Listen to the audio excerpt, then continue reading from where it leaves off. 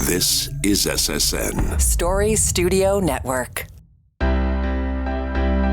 Welcome to this special series of the Most Painful Podcast, recorded live from the 2025 Invictus Games in Vancouver, BC. I'm your host, Tom Hoppy.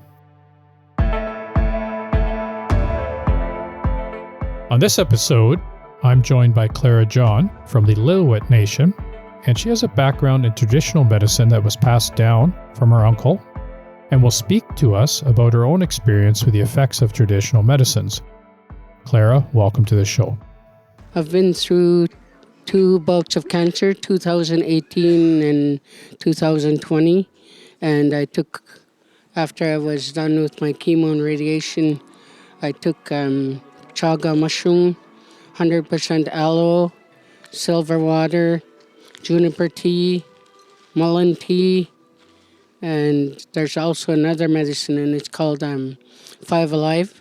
It's got 5 different medicines in there, and us First Nations amongst ourselves, we call it 5 Alive because we know if other people get a hold of it, they'll be trying to sell it or whatever, and we don't want that. Yeah, but there's a lot of medicines out there that can help you prevent from getting cancers too. After I had it, I learned that your body's either acidic or alkaline, and if your body's acidic, everybody's got the cancer gene. It's just a matter of when you get it. And so where did you learn, was this passed down from elders? Where did you learn this about the medicine? A lot of the medicines we learned from our uncles. For years, my partner and I, we went to sweats with our uncles. And every weekend, we would sweat every Sunday. And they had a different medicine in the sweat, in what we call the medicine bucket. They would have a different one, St. John's wort or red willow or juniper, or it always something different. And they would teach us about the medicine, and then from there, I guess I just started expanding more and more and learning more and more. I just know a little bit. So the sweats, which is, I guess, for people who don't know, it's similar to a sauna, I guess, in a sense, right? And then from there, you'd use different medicines within the sweat and within the water. Is that how it's done? You put the medicine in a bucket, and that's what you use to splash on the rocks in the sweat lodge. So, yeah, I forget that, people. So the chaga, I've heard about that before. Maybe you can tell us a little bit about that and where it's from. The chaga comes from the birch tree, and it's a fungus. It's the fungus that comes off the birch tree, and you boil that and make a tea out of it, and they found out that it's got quite a bit of medicinal purposes. So a lot of people have been using that recently. So how would you prepare that? I mean, I've seen it on a tree before, but how is that prepared? Can anybody do it, or?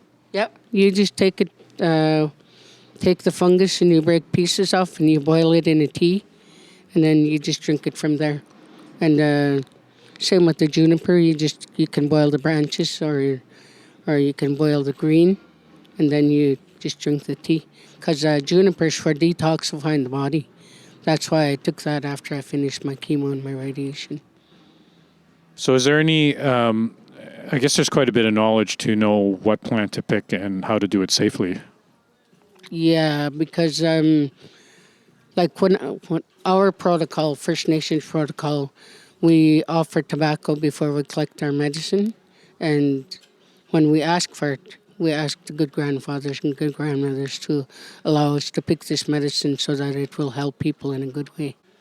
And then also just knowing what plant to pick is important as well.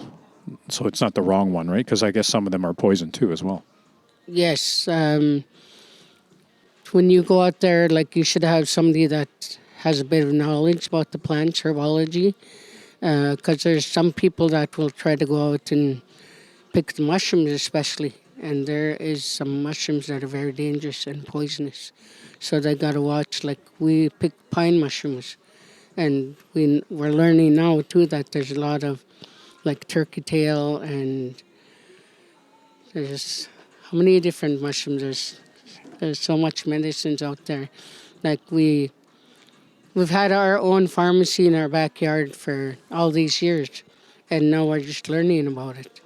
So that's the whole point, I guess, is to get more people to use their backyard medicine. And there is more research happening on this too. People are looking into what this type of medicinal medicine can provide for people. I know you. So when you're taking this, like, is it on a daily thing, or like how much do you know you should take, and when? When I was taking it, I would take like juniper for a day, then I would do chaga, then anything I drank, I would put the 100% aloe in there. And, geez, what else was I taking? Oh, I was taking what they call silver water. I've talked to a lot of people about that. And for me, in January 2020, I had lymphoma all over my chest, all over my neck. And they scanned me and they thought, we can't do anything for her. She's like stage 4. I was taking silver water from my uncle. He introduced it to me. And then they scanned me again in April and they couldn't find anything. Then when they were scanning me, they asked me how many times, what's your name, what's your birthday? And I was like, what's going on? You guys are scaring me. No, we know it's you, Clara, but we can't find anything. So whatever you're taking, they couldn't tell me that, but I had to wait for the doctor to tell me that. Yeah, so I mean, sometimes we can't explain why, but we know that it happens. And like you said, there's history with that as well, too, from the past. So, there, were you kind of given guidance on what to take and how to take and the dosage and that, or was it just, you just kind of went as it is? Or I wasn't, the guidance that I was given was from our late Uncle Fraser.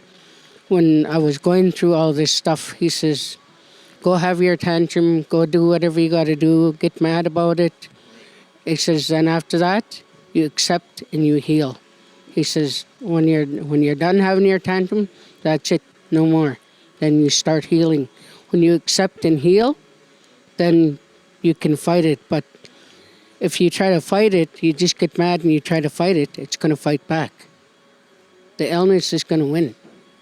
So you accept and you heal. That's what I did both times. I really like that. Accept and heal. I think that's important because we talk about inflammation and how the mind will, if we're stressed, will increase inflammation, which will then make our body sick. So I like that, accept and heal and then move on. I really like that. Yeah, because that's what Uncle said to me. He says, go have your tantrum, go do whatever you got to do, go scream down a river or throw yourself on the ground and kick and scream. And he says, when you're done, you're done. He says, accept and heal, then carry on, no more. Well, I think if I walk away with anything today, it's that, accept and heal. I think that is so important because of the stress and like I said, the stress in the mind body. I think that's awesome. So you talked about chaga, you talked about juniper. So a lot of these would be teas and that kind of thing? Yes. When I was taking it, I was taking it in tea form.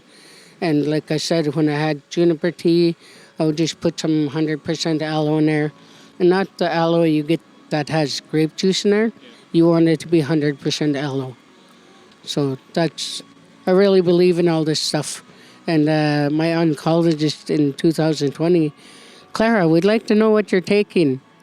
And pardon my language, but I looked at her and I said, I'm sorry, but I said, I'm not telling you crap.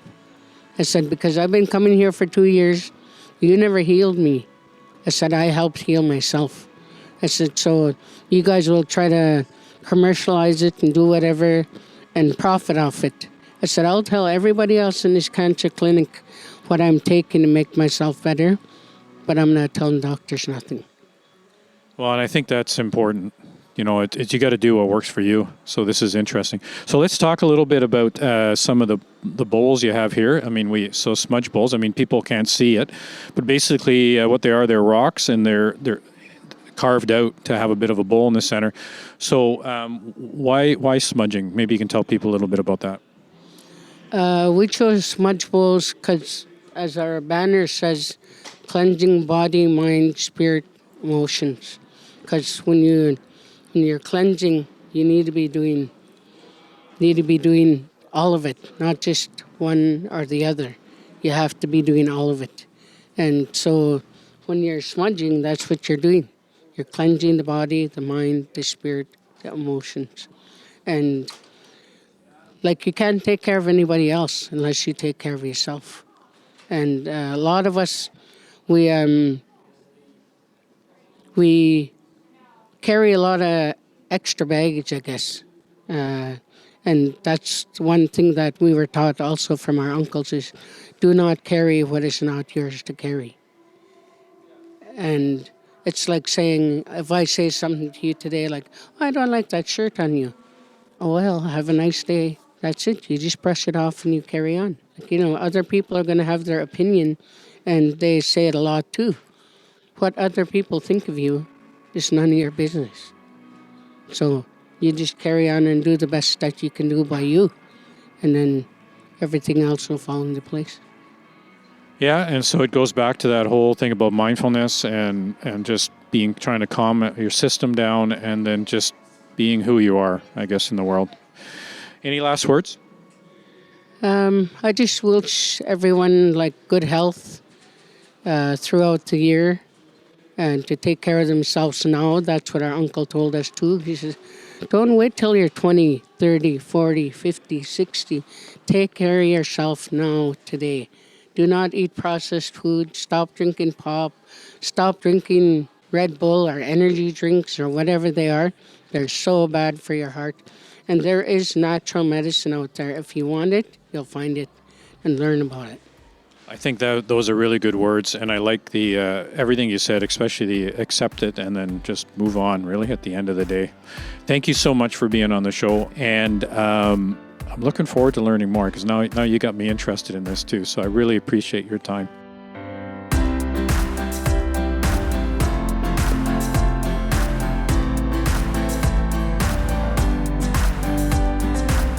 For feedback about the show or more information on chronic pain, you can visit our website, veteranschronicpain.ca. And if you want more information on Invictus, you can go to their website, invictusgamesfoundation.org.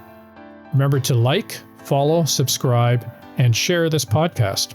Thanks for listening to this special Invictus Live series that's part of the Most Painful Podcast. I'm your host, Tom Hoppy. Stay safe and keep the hope alive.